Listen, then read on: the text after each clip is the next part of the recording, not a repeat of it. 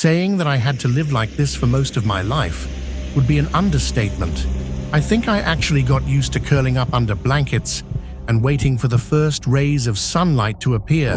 It started very early, back when the fear of my father truly became evident. Well, the fear of him and what he'd conjured up. I can still remember it so vividly. Standing outside the old shed near our home, which was deep in the countryside, looking up at the wooden door. I was only 6 years old and had been driven by my intense curiosity to venture there.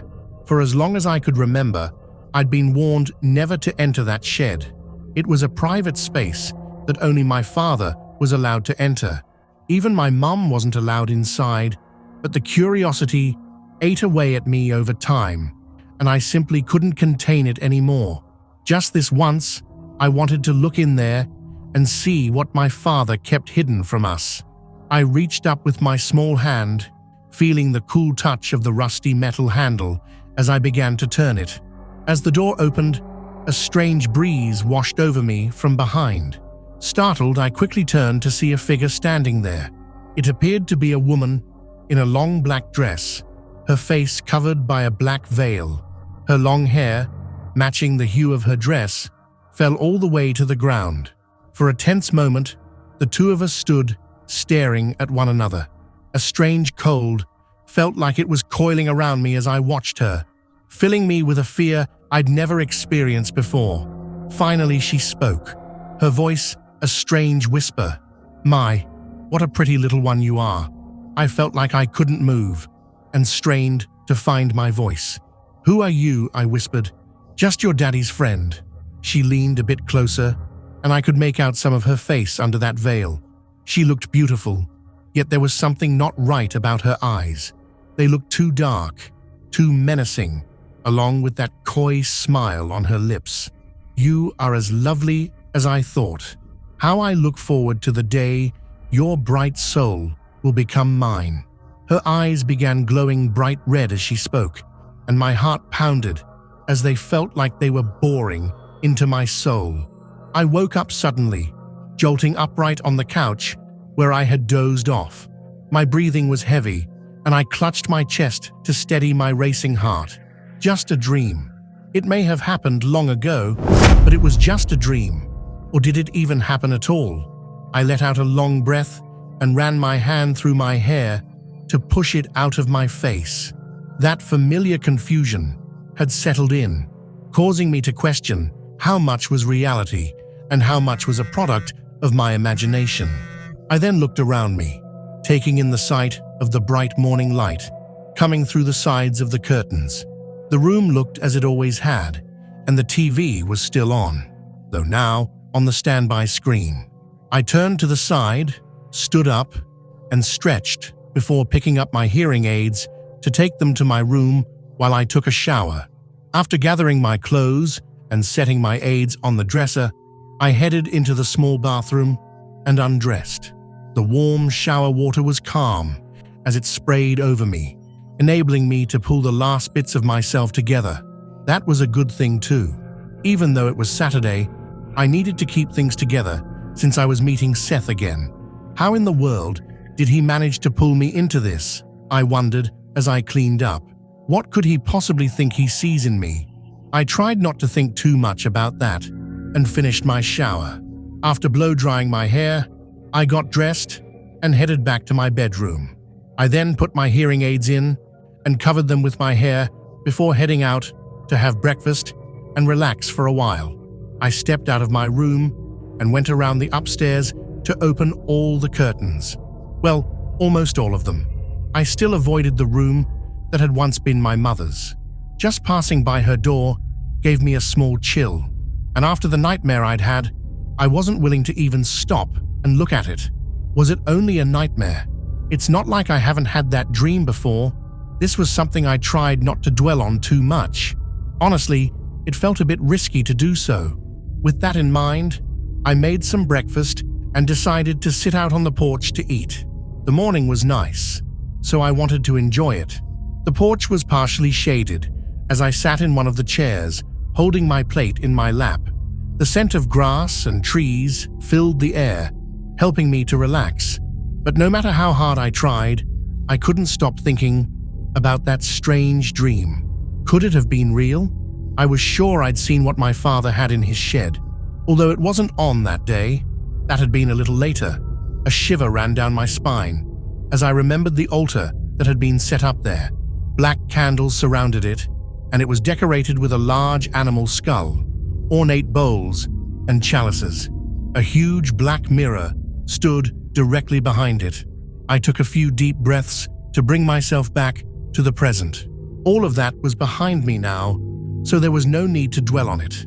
Whatever kind of Satanism he was practicing, he couldn't harm me with it. I wouldn't let him. The movement of something tall and dark near the road caught my attention as I thought that, and I quickly looked up to see a woman slowly walking along the side. She wore a long black dress and appeared to have long dark hair that cascaded down her back. I couldn't see her face due to the direction she was walking, but still felt a chill run down my spine as I watched her. Something didn't feel right about her, and it made my mind immediately go back to that nightmare. It felt like I had been staring at the figure for an eternity before someone walking up to the porch snapped me out of my odd trance. Seth was approaching the door, a friendly smile on his face as he knocked on the wooden frame. "Morning," he greeted me. "This isn't a bad time, is it?" I shook my head in a vain attempt to clear it. "Oh, hey Seth," I managed, setting my plate on the table beside me and getting up to open the screen door. "What are you doing here? I thought you weren't coming by until this afternoon." Seth stepped onto the porch with me. "Well, I wasn't planning to come by so early, but I figured it wouldn't hurt anything if you weren't busy. I hope you don't mind." "I guess not. It's not like I had anything I was doing. Just a little bit of cleaning up after I had breakfast. Other than that," I stopped short as I noticed him suddenly look back toward the road. I followed his gaze and realized it was directed toward the spot where I had seen the woman, who was now gone. Is everything okay?" He immediately snapped back to attention and faced me again. "Yes, of course, I apologize. I thought I heard something odd, that's all," he assured me. His explanation was innocent enough, but I hadn't missed how his expression had quickly turned from serious to friendly when he addressed me. That seemed like a weird overreaction to just hearing a sound he didn't recognize. "Moving on," he continued. "If you're not busy, then I was hoping we could sit down and talk a bit more about some things. You don't mind, do you? I don't know what else there is to talk about, but that's fine with me. Like I said, I don't have anything else going on today. I do have to do a store run, but I can always do that later, or even tomorrow. It's not like it's an immediate need," I allowed. "Wonderful," Seth beamed. I picked up my plate and stepped into the open doorway, gesturing to him. "Come on in. I'll take this to the sink. Then we can sit down and talk." I didn't feel worried about inviting him into my house, given the comfort I'd felt around him from the moment we met. He certainly didn't seem like anyone I'd met before. Why that was, I still had no idea, but I decided to go with it and see where things ended up. No use fighting what I was still trying to understand. Seth followed me inside, glancing around as we passed through the living and dining rooms to reach the kitchen. "This is a nice home," he commented. "Thanks. Mom told me that no one lived in the few years before she bought it, so we worked hard to fix it up and make it comfortable," I said as I washed my plate. "Really? I wonder why that was. It seems like a lovely country home," Seth stated. I shrugged as I faced him. "Some of it might have been the location. This place is nice, but it's a bit of a drive to go to any stores or restaurants. Well, except for Dottie's. True, I do recall being told that my house was on the market for several years before I bought it too. It also needed a bit of work done before I could move in. That's why it took me extra time to come here," Seth admitted. "I'd imagine so. I've heard that there was an older couple who lived in that house for a long time, but they ended up having to go to a nursing home, and their kids didn't really bother doing much with the house for several years. It wasn't even cleaned out until about 5 months ago, I told him. Ah, that makes sense. And to be frank about it, I was the one who had the house cleaned out. I offered them several chances to retrieve what was there, but no one ever did, Seth admitted. Yeah, I don't think they cared much, and they probably got what they wanted out of there a long time ago. They just left the rest to be someone else's problem, I lamented before moving on. Anyway, can I get you something to drink before we sit down? I'm fine. Where would you like to talk? Then we can go to the living room. It might be a bit more comfortable in there. He agreed and followed me back to the living room, where we both sat on the couch. Though he seemed completely unbothered now, I couldn't shake my unease from earlier. Why did he tense up about that woman and then try to hide it? I was sure that it must have been her, and not just some random sound that I didn't hear. Seth broke the silence that had fallen over us for that brief moment. I did mean it when I said that I feel a bit bad about just popping in on you, but there have been some things that I need to speak to you about, and I'm hoping that you don't mind. No, not really. I just don't know what would bother you that much. We talked a lot last night, and I thought I answered whatever you asked about me. Well, for the most part, I reminded him. Yes, that is true, he acknowledged, but I confess that some of it stuck with me, not to mention something odd I thought I felt. Something odd you felt? What do you mean? It's rather hard for me to explain. I suppose one could call it a sixth sense for knowing there may be more to some things than meets the eye. You mean you're psychic, for lack of a better term, although I find that one to be pretty generic, Seth answered. But that said, I wanted to ask you about what happened to your mother. You said that she passed away. Was it illness or an accident? I don't know why you're so set on knowing, but if you have to, it was an accident.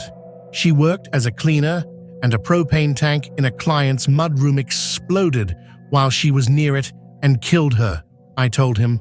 That's awful, Seth quietly said. Yeah, it was, I agreed, unconsciously touching my right ear. Seth noticed my movement, leaning a bit closer. Oh, I didn't realize you wore hearing aids, he said. Most people don't, but I guess that's a good thing. At least I'm able to hear well with them, I responded. Have you always had a hard time hearing? Seth probed. No, it happened during that explosion. They said I was lucky my eardrums recovered as well as they did, I admitted. So you were there. Can we please stop with these questions? I don't like talking about that, and I'd think you'd understand why, I requested. I do, and I do feel bad for bringing up such a terrible memory. I hadn't realized that you were there, Seth relented. It's fine. It's not like you would have known, I allowed. Besides, you said that your mom passed away too, so I think you get where I'm coming from, at least a little. Yes, very much so, although Mama didn't pass in such a sudden and tragic way. He stopped for a moment, glancing upward. But there is a reason I'm asking this about these things. I've thought about the bit you said about your father, and I can't help wondering if his influence invited some of this tragedy after what I sensed. I stiffened slightly. No way. He didn't know about my father's worship. No one did except for me and Mom. But even worse was the idea that something dark really may have been following us all this time. Still, I did my best to play dumb. How would he have influenced what happened to her? I haven't seen him since I was 11, and Mom made sure he couldn't follow us. He was just a man too. It's not like he could have used some sort of power to haunt us. I understand your skepticism, and I have no doubt that your mother did everything in her power to get away from him. From the tiny bit you've described, it's quite obvious to me that he was an abusive person too. Yet I also have this sense that there was more than even that, and I believe you know that as well. I don't know anything about that. All I know is that I was always scared of him. That's all, I insisted, although I couldn't look at him as I said this. Not to mention, I had to hold my arms to keep myself from shaking. Seth was sympathetic. I think I also understand why you deny it so fiercely. It's frightening to be plagued by darkness, even to one like me. Please stop talking about it, I softly begged. If you keep talking about it, it might. As if on cue, we heard a loud bang from above us. It sounded like something heavy had fallen over in my mother's old room. I sat still, fear gnawing at me as the oppressive feeling settled over the room. It was too late. Too much had been said. Yet even though he obviously sensed the change in the atmosphere, Seth showed no fear. He slowly stood up, looking around the room with stern eyes. Perhaps being subtle about this isn't the right approach. It seems that this one is rather strong. It's best if I tread with caution here, he muttered. He then offered me a hand, his eyes softer as he regarded me. I know this frightens you, but please, allow me to offer you a lifeline here. I believe I may be able to help you. However, we should speak more of this outside of here. Would you please come back to my place? It will be much safer for you. I stared up at him, his eyes gazing into mine. They were so pretty, just like pure emeralds, and shone with a gentle earnest. This put my soul more at ease as I took his hand. All right, I'll try to trust you about this. Besides, anywhere would be better than here, right now.